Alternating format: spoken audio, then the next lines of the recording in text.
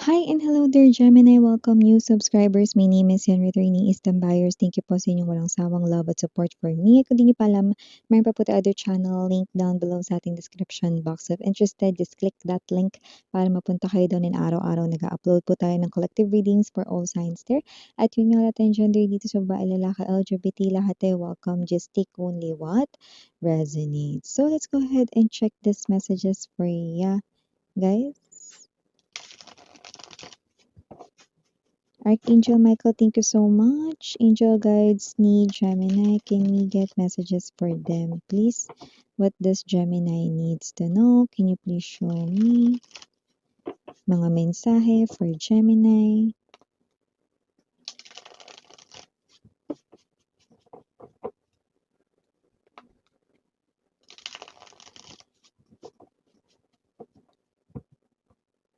Okay, so let's go ahead and check these messages. So guys, meron kayo ditong energy ng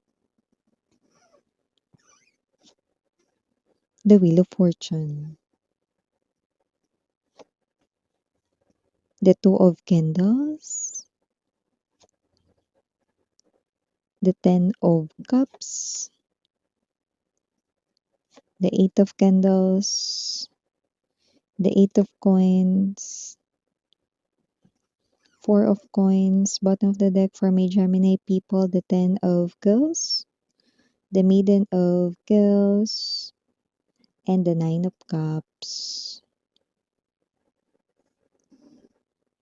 Could be seeing a lot of number 9s or angel number 999. It looks like meron kayo rito minamanifest na maaaring mangyari na sa mga darating rito no, na mga buwan.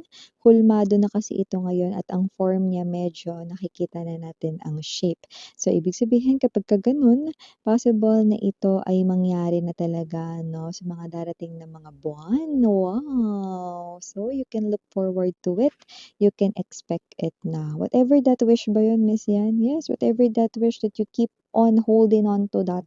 Kahit na it seems impossible to other people or at times maybe para sa'yo rin, it seems impossible but here you go.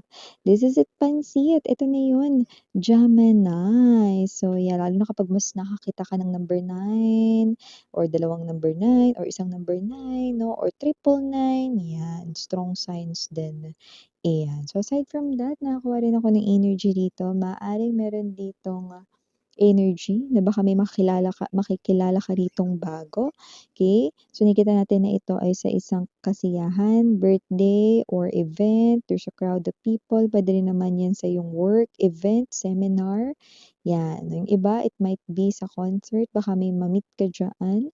So, whatever it is, I do see no, that this person here ay someone na magiging tulay para makilala mo na ang iyong the one. So, kung wala ka pang the one at waiting ka for that person, then it's coming. You are soon to meet your person here, no? Yung next na makaka-in relationship mo sa road to forever, here na.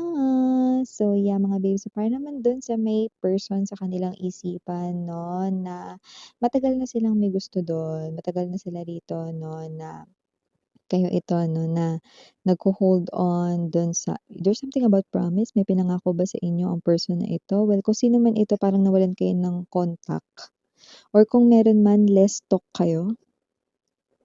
With the Eight of Candles, I do see that this person here ay someone 'no, na magbabalik loob dito sa'yo. So kung may hinihintay na mensahe mula sa kanya mismo, ito ay darating at paparating. So definitely kung sino yung parang natulog rito na parang mantika. Ang inyong koneksyon, ayan nakikita na natin ang paggalaw ng baso mula sa taong iyan. So nakita natin dito yung hinihintay mo pero hanggang ngayon may feelings ka pa rin sa kanya, eto na. May pagpaparamdam na diyan. Yung iba naman doesn't have to be na nagkaroon na talaga kayo ng something like romantically involved na feelings or what 'no. Pero yung iba sa inyo puwedeng may energy rito ng, yan yung iyo ritong parang nagugustuhan lang, pero parang feeling mo hindi ka niya gusto or whatsoever, then may pagbabago rito because we have the Eight of Coins, energy. Okay. So, maliban diyan parang may energy rin kayo dito na gusto mong mas makapag-provide sa family mo. Although nakakapag-provide ka naman, pero nakikita natin dito na mas gusto mo pa na mabigyan sila ng more, especially when it comes to your financial, nakikita natin dito, okay. So, huwag mag-alala kasi may opportunities na paparating kung saan makakaipon ka daw. Four of Coins energy, related rito sa bagay na gusto mo or hilig mong gawin. Wow, puwedeng talent or skills mo. Okay. So, maliban diyan may energy rin dito 'no, na posibleng may kailangan ditong mamili, 'yan 'no. Huwag kang mag-alala, hindi ikaw yung magiging option kundi ikaw mismo yung mamimili, ayan 'no. Ito ay matibay na sa larangan ng pag-ibig. So, puwedeng may options ka when it comes to love 'no, at nakikita natin dito 'no, na hindi ikaw yung pagpipilian kundi ikaw yung mamimili mismo. Ay, bongga guys, 'no? Pero kung ikaw man ay pagpipilian dito 'no, hindi ko nakikita na may karibal kang isang tao. Kung meron kang person at special person mo yon, possible na yun ay sa pagitan mo at ng kanya ritong pangarap or trabaho or whatever 'no. Pero nakikita kong ikaw ang pipiliin niya. Ay, ang haba ng hair. Boy, girl, LGBTQs, just take only what resonates, 'no? Nakikita natin dito na yung tao na yun ay ayaw malayo sa'yo, Ten of Cups energy, 'no? Ikaw yung pipiliin niyan palagi, yes, 'no? Palagi, yan, 'no? I like that song. Hanggang sa huli, palagi, yan, 'no? So, kung sino man 'tong energy na ito, I do see 'no, na aside from love, meron din ditong energy na nakikita ko na iho-hold mo very tightly ang money mo. Why? Hindi dahil merong paparating na emergency or hindi dahil meron ditong malaking pagkakagastusan ka 'no, kundi you're gonna keep it 'no, for future mo. May plano rito na puwedeng hindi mo pa alam ngayon, pero may energy ka ng gusto mo lang muna mag-ipon ng mag-ipon, 'yan 'no.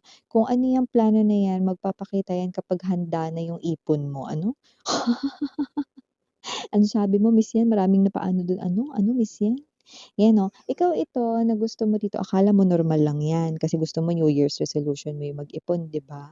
Pero hindi mo alam yang iniipon mo na 'yan kaya may eagerness kang gusto mong mag-ipon pero hindi mo alam kung ano yung iniipon mo or pinag-iipunan mo. Sabi ko sa'yo hindi 'yan pang emergency.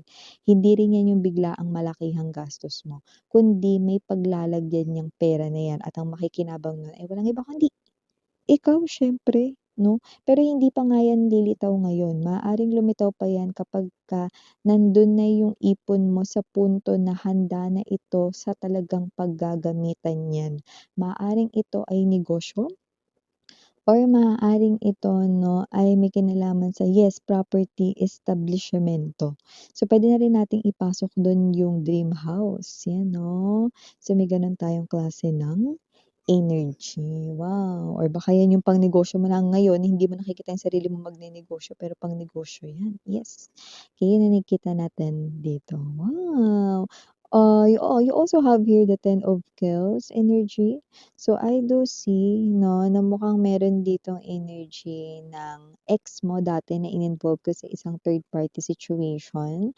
Nakikita ko rito 'no, na siya ay nangangalap 'no, or siya ito 'no, na nag-i-spy sa inyo pero nakikibalita sa iba, okey?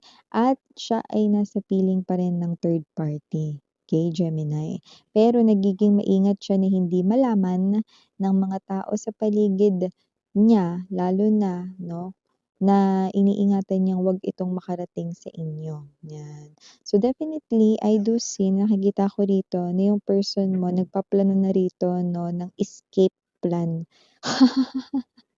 sa third party para makabalik na sa inyo. Kasi nakikita ko rito kung hindi niya alam kung nasaan ka, hinahanap ka na niya. At kung hindi niya alam kung ano yung social media mo or kung paano ka kokontakin, gumagawa na siya ng paraan. Pero, shh, hindi yun alam ng third party 'no. By the way, yung third party nakikita ko dito unti-unting nagba-vanish na ang energy niya dito sa person mo na ito. Ibig sabihin, unti-unti nang nawawalan talaga rito ng amor ang person mo sa third party, ganyan, okey? So, maliban diyan, we also have here this Nine of Cups. Maaaring meron ditong pagsasalo-salo. Hindi lang ito dahil meron tayong Paskong sinelebrate at New Year, 'di ba? Hindi, eh. So, ito ay puwede rin naman na hindi birthday mo. Parang may energy rito ng tagumpay or success, no, na yun yung nakikita ko rito. Isang klase ng celebration na hindi mo rito alam, 'no? So, puwedeng ito ay celebration sa pagitan sa side mo, okay, or celebration rito sa iyong friends or family. May gano'ng klase ng energy kung saan nakikita ko rito 'no, na magsasama-sama rito yung kunwari kung mga magkakaibigan kayo 'no, dahil diyan sa celebrate na 'yan baka may ma-promote 'no, magkikita-kita kayo ulit, okay. So, may gano'ng klase ng energy. Kung 'yan naman ay sa family 'no, magkikita-kita kayo ulit kasi may ise-celebrate kayo dito na parang milestone ang peg 'no, Gemini, 'yan. So, maliban diyan may energy rin dito 'no, ng new person na gusto ritong makilala ka, hindi para jowain ka. Kundi para puwedeng i-hire ka or hikayatin ka na gawin ng isang proyekto or isa ritong job or task, 'yan. So, may gano'ng klase rito ng offer when it comes to money. So, yeah, ito yung mga messages right here for ya, honey. Gemini, thank you again ni Miriana Ani. Sarang Love and Light. Annyeong.